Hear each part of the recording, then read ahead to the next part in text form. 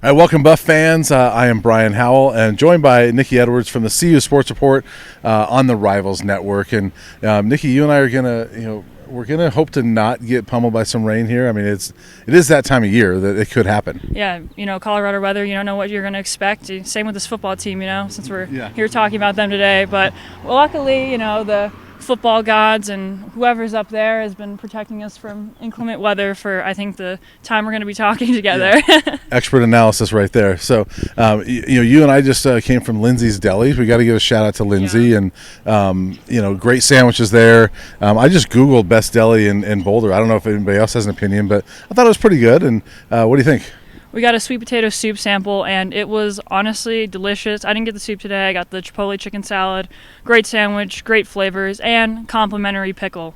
So I would rate it I want to say a 7 out of 10 in terms of sandwiches, which I am honestly an expert in. Yeah. I am a sandwich connoisseur as well. I'd give it a 7.5 to 8. Okay. So I think it was a pretty good spot. Me and you are thinking the same on the sandwich. Yeah, there you go.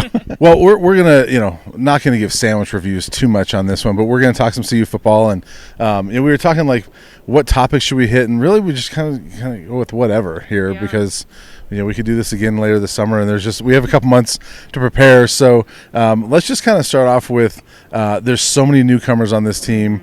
I mean, the whole team's gonna be new, basically, except for Marvin Ham walked by before we did this. So one of the old guys, but a lot of newcomers, and 42 scholarship guys are gonna be brand new this summer that we haven't even met yet, unless we've done some, phone calls with them. But a lot of newcomers, obviously. What are your thoughts on the way this roster's been put together? Oh, it's pretty miraculous. I think, as you know, like you've been in this, this beat a lot longer than I have, but I don't think we've ever seen anything like this before. Yeah. One position group I'm so excited for is the secondary. I talked to Jaquez Robinson during the offseason, and I asked him what he thought about the secondary, the expectations for it, and he said, I think that we're going to be the best in the Pac-12, and for some reason, just the pickups they've had on Marion Cooper, Travis J, Vito Tisdale, I think there's a lot of SEC guys, including Jaquez Robinson, that could really bolster the secondary, especially with the expertise of Charles Kelly. They're going to be versatile. They're going to have a lot of depth, and I think they're going to be pretty dangerous going into this season. And same with the wide receiver group. So many of those guys are new. We haven't seen Xavier Weaver yet, but when you're bringing in a receiver who is leading in receiving yards and scoring, that's pretty promising. A lot of these guys that they brought in have really good resumes, and I like what they brought in at the D-line too. We saw almost all of those guys go, and we were curious how they would kind of reconfigure that line group. And they brought in a lot of guys there too, good size. And now it's just, these months are going to be really crucial in putting all those pieces together. Yeah, for sure. And both those first two spots you mentioned obviously include Travis Hunter, and we don't know how much he's going to play at either one, but wherever he is at, he adds excitement to both of those spots, and really kind of how much he plays depends on how much some of those other guys play, and how much we see a Kindrich Breedlove, a Marion Cooper, things like that, because does Travis play full-time at corner and full-time receiver, part-time at both? We don't really know, but he's obviously one of the most exciting players in the country, and so I guess we'll just go there. I mean, he's been posting some videos of workouts. Imagine you've seen some of those. We've watched some of those, but man, the guy is impressive. Yeah, and I think his NIL is quite impressive too. He's kind of a famous figure. Same with Shador amongst the college football group. He's really built quite a brand for himself. But I think the way he carries himself too is just he's super focused on football. The NIL is kind of secondary. He's really focused on football, his craft, and just to dominate. I think that's the one quote we got from him most of the spring was that he's going to dominate and show up, and he's going to be such a vital piece on both sides of the ball, and I'm interested to see how they balance him, in the fall. And I think these are all things that are coming, but I think for the summer they're going to focus him more on wide receiver and incrementally get him back at cornerback because, we've heard that he's pretty natural at the position at cornerback, and now if he gets that offensive mindset mixed with that defensive mindset, oh boy, he is going to be dangerous. Yeah, he's obviously the buff that probably people are most excited. The other one could be Shador. I mean, those are the two, right? The people are most excited about. It's probably either or. But as far as these 42 newcomers this summer, Shador and Travis are old buffs now. I mean, they've been here for a few months. Is there any one player that's coming in this summer that you're most excited to see? I think I mentioned Xavier Weaver. Like we're with Montana Lomonius Craig leaving. They needed a kind of supplementary figure, and I think he's going to be that really reliable pass catcher. And I think that entire receiving room as a whole, like there's going to be so much depth there. Also, we cannot forget Cormani McLean. I wonder if he's going to have a starting role in such a deep, as I said, like secondary. I wonder how he's going to grow into the college system, like where he's going to be at, because a lot of times in college football we see freshmen really stepping up into those roles and being those prominent figures. I mean, we saw it with Jordan Tyson last year. So, I think it's all about next man up and who earns the job, and I wonder what number he's going to have, right? Yeah. Seven's taken. Right. Seven's taken. I imagine he's going to be on the field a lot. We're going to find out, obviously as we get closer to fall. But I'm excited about a lot of the guys on defense. You mentioned the secondary, but all those Florida State guys as well. At linebacker and defensive line, edge. Derek McLennan on the edge, Brendan Gant, guys like that. But I think the two guys I'm most excited for are the running backs. I've always been a running back guy. Cavossier Smoke and Alton McCaskill.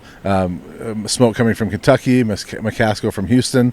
I actually really like Hankerson and Edwards. Yeah. But then you add in these two veteran guys that have both rushed for a lot of yards, and I think this running back group, even though it's only 4 deep on the scholarship side, every time I say that, people remind me of Charlie Offerdahl. I know he's there. I'm just talking about scholarship guys, but I love this running back group and those two guys in particular. I completely agree. When they got McCaskill, I was like, I was like, yes, because they needed a running back and another running back with all the departures that they had, and McCaskill had such an impressive, showing his freshman year, All ACC Rookie of the Year, 961 yards, 16 touchdowns, and I think I wrote about this the other day, just like who's going to have the biggest immediate impact coming this fall, and I put McCaskill because I feel like he's really hungry to get back on the field and show what he can do. Since being hurt, I talked to Chance Main too, like being hurt for a year, like you really realize your love for the game and like how much you want to play. So I think he's going to be really hungry to have like a really awesome showing and show what he can do at even at a young age. Like he's a sophomore, but he plays like an upperclassman. And the one thing that I guess helps CU is that he's coming back from the injury, but he did go through some spring with Houston, so he's been on the field a little bit. So it's been over a year since he tore that ACL. It's not the same as like a Jordan Tyson who's no longer here, but like he tore it in November, and you kind of wonder what his status is. Alton McCaskill should be just fine, we hope. But that group is going to be a lot of fun to watch, and so I'm excited about it. And I mean the playmakers on this team. You mentioned the 16 touchdowns. CU had trouble scoring 16 touchdowns as a team last year. Now, I'm not expecting Alton McCaskill to score 16 in 1 year here. If he does, that's fantastic, but you can't expect that. But there's no question that they're going to score more and be a better offense. I wrote that too. It was like, how has this? The question was, how has this roster upgraded? And I was like, well, they'll be able to score touchdowns, and that's an upgrade in itself. Right. We see, the ability and just like natural talent of Shedeur Sanders, which I don't think this university has had like a quarterback that hasn't had red flags in a while. We see, I think the instability of last year kind of set the precedent of what CU needed this next year, and it's Shedeur Sanders. They need someone consistent, experienced, can put the ball where he needs to, can put it down far, and I think with a reliable quarterback, I mean, the play starts at quarterback, and having a guy who can have multiple options, but also just have that natural ability to perform and execute and actually get a completion. Like that's all we're looking for. Right. Yeah. Just get completions. I mean that in itself has been difficult for this team. One of my favorite stats around this team is Shedeur Sanders threw 40 touchdown passes last year. The Colorado quarterbacks have thrown 20 in the last 2 years combined. So, I mean, and again, not that I can't expect Shedeur to throw 40 this year, but he's going to be better and a major upgrade. Yeah, I think amongst the Pac-12 too, you need to have a versatile quarterback, can use his legs, can use his arms. It's kind of has that multifaceted aspect about him, and I think Shedeur Sanders will definitely be a vital piece, especially with the weapons around him. Like it's just it's so complementary on multiple aspects of the offense. I think one thing I'm curious about is the offensive line is bringing in a lot of these JUCO, like G5 guys up, and how they're going to adapt, because we didn't see any offensive linemen earn their numbers over the spring. I think it might be, a precedent or like a standard that Bill O'Boyle set, but, I think just seeing that and the way that he spoke about the offensive line room, like he said that their strength and their physicality needs to come along, and I think that'll come along in the summer. But with Shedeur Sanders, with the talent that he has, great, but will the offensive line be able to protect him against those guys coming around the end? Yeah, and I do know that group is hungry, and that's no pun intended because they're offensive linemen. But, I mean, there's a lot of guys that have something to prove, you know. There's the 2 returning starters in Tank and Van Wells that have both been here, but most of these guys have not played Power 5 football. And you have Jack Bailey, Savion Washington coming from Kent State along with their coaches that, you know, they've been starters. They know this system. You have Reggie Young that was not a starter last year at Liberty but had some health things, and that guy has 1 year left. And when I talked to him, he's like, I am not here to sit. I'm here because I have 1 year left. This is the best place for me. And so you have a lot of guys like that you know, I'm curious to see how this group comes together. You got to find the 5 best, but like they've got a lot of options to choose from, a lot of experience. Just where does it all fit in? Yeah. I'm curious about your opinion in picking up another backup quarterback in the transfer portal or putting Staub in that position. Yeah, I think they need another quarterback just because, if nothing else, I think 3 is a very small number to go into a season with. And Colton Allen's there again.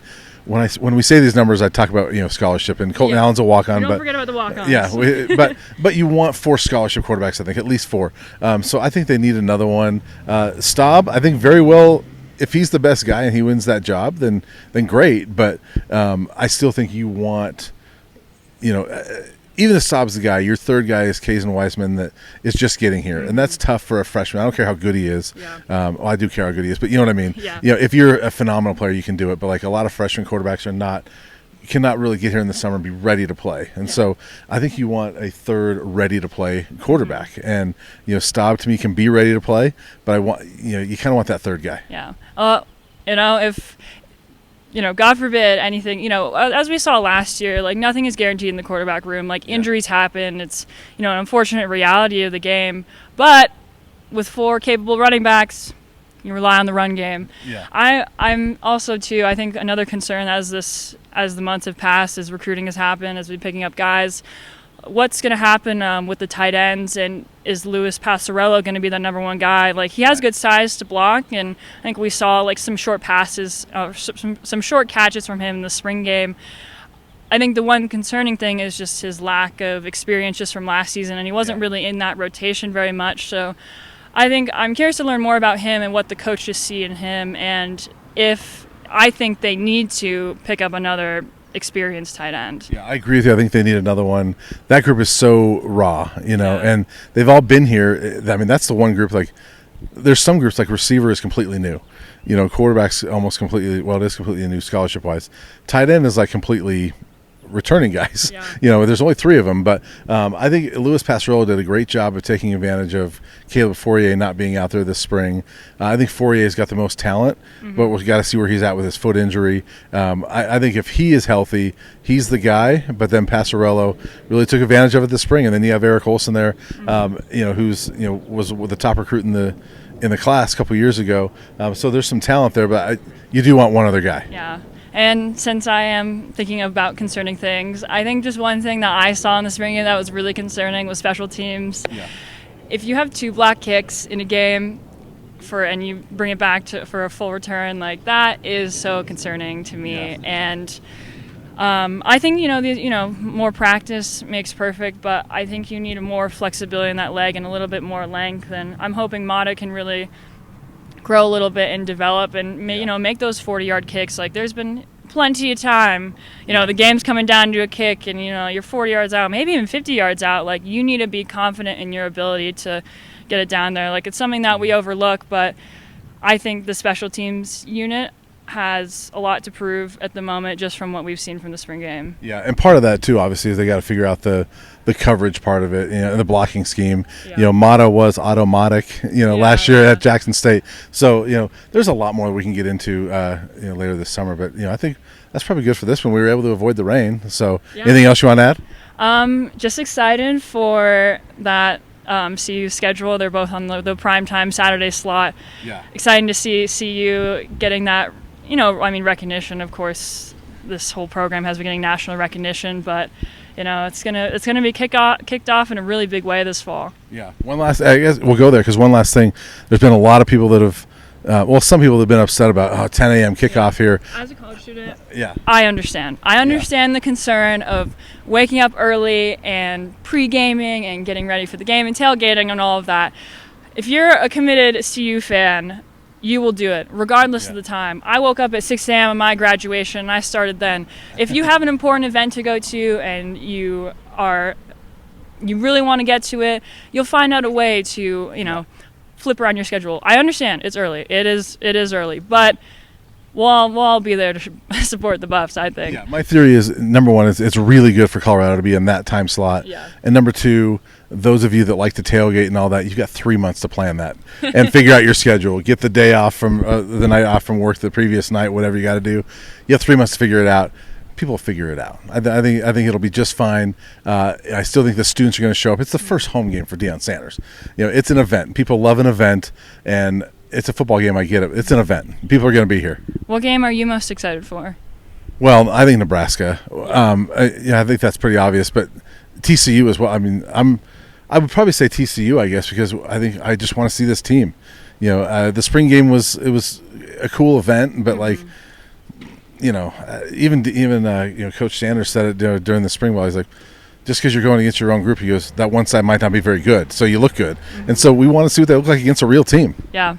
It's like, I think we even saw it like last year too. Like we went to the spring and we're like, all right, like there's some like positive elements of this team, but we didn't know that was going to be the result. Like you can only have so much kind of thorough analysis of your team when they're going up against each other. Like you need to face a different team that you don't know their scheme, you don't know what they're going to do. So yeah, we'll see. It's obvious that any confidence that this offense gained last year in preseason was gained from going against an absolutely horrible defense. Yep. And so, and whatever confidence the defense came from going against a really bad offense. And so I'll ask you real quick, what's the game you're most anticipating?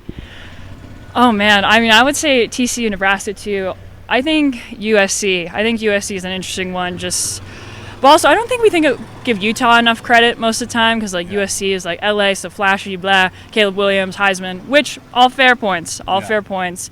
I think USC's ability, their offense is so versatile. Caleb Williams, of course, he won the Heisman. Like, he's proven that he can have a completion under any scenario, under pressure, regardless. So I'm curious to see how that secondary responds to them. I think that's going to be a good matchup. And Cam Rising coming back all those quarterbacks are returning.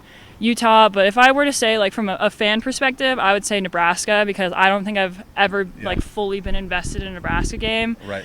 And I think from a football standpoint, USC. Yeah. Okay. And I'll add one other one and I know a lot of CU fans don't like this game. I'm anticipating CSU coming here. I like the Rocky Mountain Showdown. I love it. And I love that it's back on campus. This is the first time in forever it's been on campus. I'm glad it's here in Boulder. Saturday night, 8:00, for CSU. That's going to be a lot of fun as well. So yeah, we're going to obviously talk about all those games as we get closer to the season and all that. But let's wrap this up and get out of here before any rain comes. I honestly just felt a raindrop on you my did? head. Okay, we got to get out of here. Yeah, we got to get out of here then. So, Nikki, it was good seeing you. We don't have a whole lot of reason to come up here in the summer, but to do this. So it's nice seeing you, and we'll see you later on this summer. Can I drop my at Nikki Edwards, and I KKI Edwards with 3 S's. And then my header is the Patrick holding the binoculars. There you go. Awesome. Check her out. Check me out, and we'll see you guys later.